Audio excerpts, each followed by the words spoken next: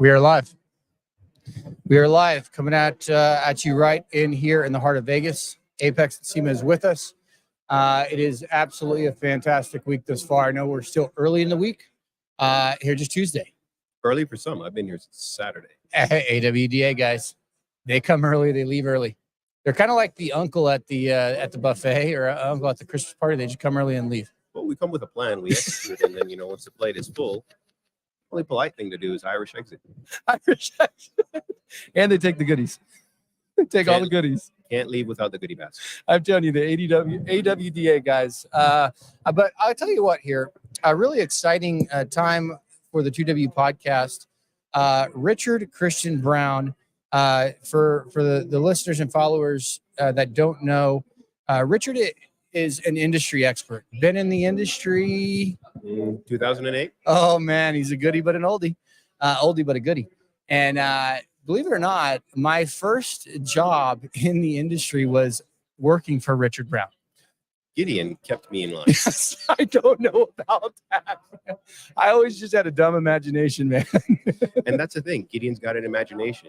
People say ideas come free, but Gideon's ideas were always things that came with vision, gave you forward-looking direction. Don't let Gideon sell in the relationship, right? I carried Gideon's bag.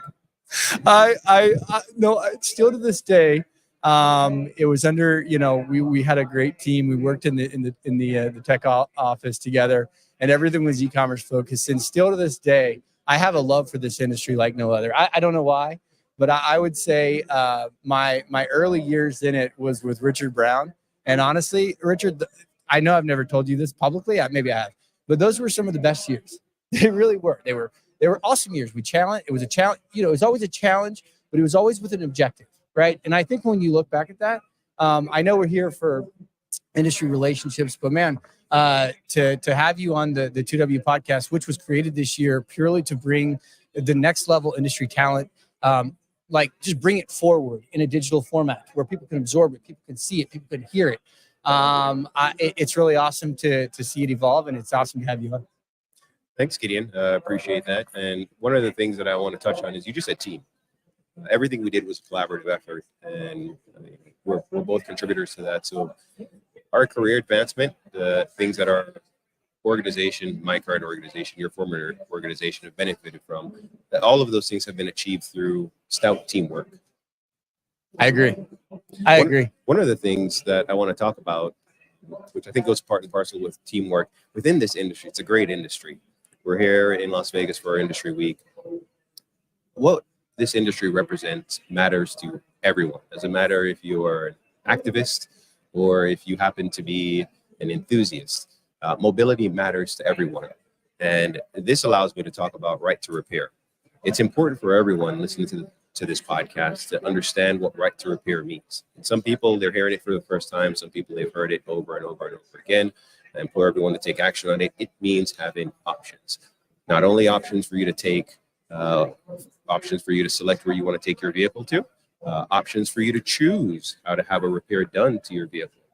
And it's important for everyone. I mean, maybe you live in an area where there are service centers that are close by, dealerships further away. You should have the option to take your vehicle to a service center. If you want to repair it in the back of your house, if you want to repair it in your garage, right to repair affords you those options. It secures that not only for the current generation, for generations to come. This is a great industry. Mobility matters. And if you're hearing about right to repair for the first time or the 50th time, I implore you, take action today. Make sure you go online, you research right to repair. Find your local legislators. Get involved in ways that you can communicate with them. Go online, find the right to repair website, donate, or maybe just write a letter. Our right to repair folks are connected with your local legislators, and they're pushing the agenda every day to secure this for our industry. I think that's a really good point, and I'm glad you brought that up because right to repair, it's important for the consumers. It's important for making sure that the repairs happening at a financial cost that has some competitiveness, right? And you have the opportunity to make a decision accordingly. I've been hearing obviously about right to repair for a while now. And some, like you said, some it's the first time, some it's the 100th time. But I'm actually curious, will the right to repair, do we have an end objective, end date that or is this an ongoing? Well, we in the industry continue to stay engaged with our federal legislators. We hope to have the HR bill that's currently circulating in the House put on the House floor for a vote this year. It didn't happen. The next big push is to get it on the House floor for a vote next year. But, the reality for right to repair, it's not just about cost. Right? It goes beyond that. It gives you options for longevity of your vehicle. If a dealer, if an OE make chooses to age out a vehicle at 10 years, right, they just decide at 10 years, there's no point in continuing to maintain or develop the parts to service that vehicle. That's their choice. And you no longer have options. The aftermarket affords you that option, gives you the option to keep the vehicle beyond 10 years into 25 years, 35 years, 45 years. And believe me, in our mobility segments, there are vehicles that are operating into the 45-year. I think the longevity of vehicle I think it's going to get better. I know the technology is in play, but I think the quality of builds continue to increase. I think when you look at internal combustion engine, but also I think the hybrid model, obviously we have the electrification of vehicles. There's a lot of talk around, but I don't foresee it overtaking market share at any great length. I think the hybrid internal combustion engine has another 20 years of shelf life on it from a new vehicle perspective. We'll see what happens. But I think it's really important. I think the right to repair, it needs to continue to move. But that's a good point, because I think a lot of questions happen. Well, we keep hearing it year over year. What happened, right? A lot of people don't know. Well, are we just going to keep on talking? You want me to just write a letter to my legislator every single week? When will it end? So basically every single year it gets placed on for a vote, right? And until we get that pushed through, we're going to continue to hear about right to repair. HR 906, get it on the floor, get a vote. We Okay. want it now. And the more voices that we have behind it, the more that we can basically push for it, the more that we can create a consolidated effort. I think we were talking about a team earlier. I think the greatest things, not one person has ever built anything great. I believe that. I believe great teams build great things. And I think when you look at an industry that is this focused and this collectively kind of moving something together as a team, I think the more that people will get behind it, the more success we're going to have. And it's an exciting time ahead. I think, Richard, one thing that we were talking about actually before we just started this was a lot about consolidation.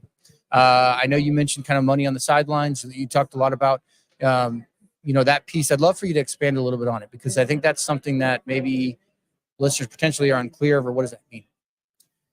Yeah, this one is not the easiest for me to explain.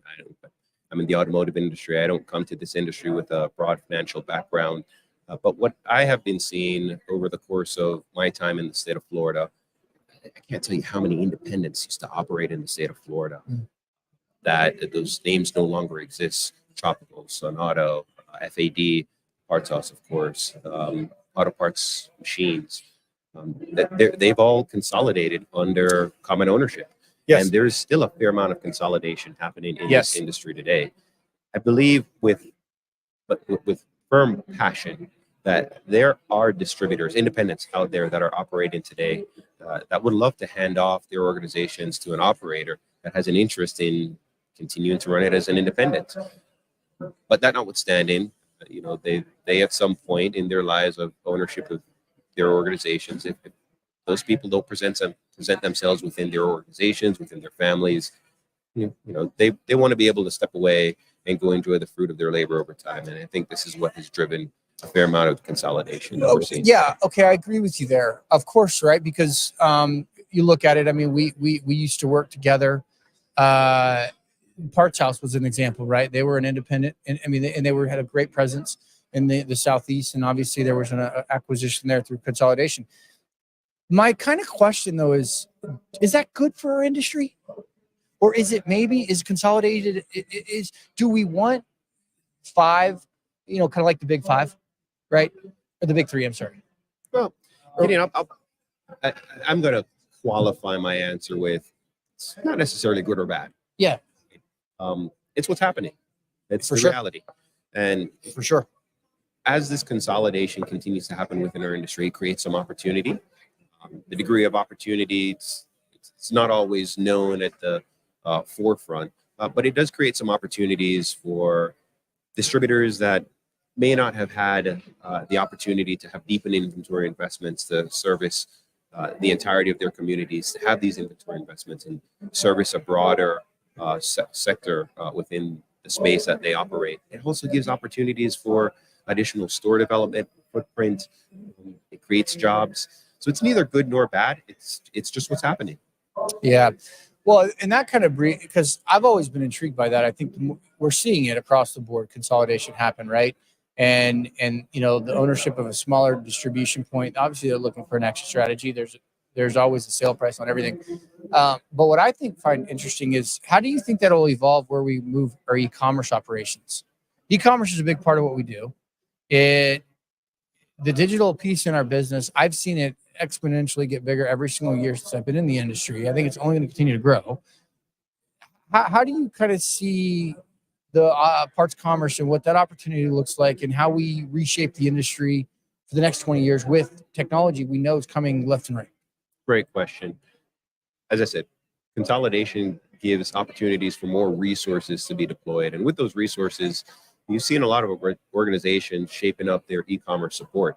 They want to participate in taking a product that they have in their local inventory and making that product available for other vendor communities, other distributors that may have a brick and mortar customer 200 miles away in their local area that needs a part. They can't get it.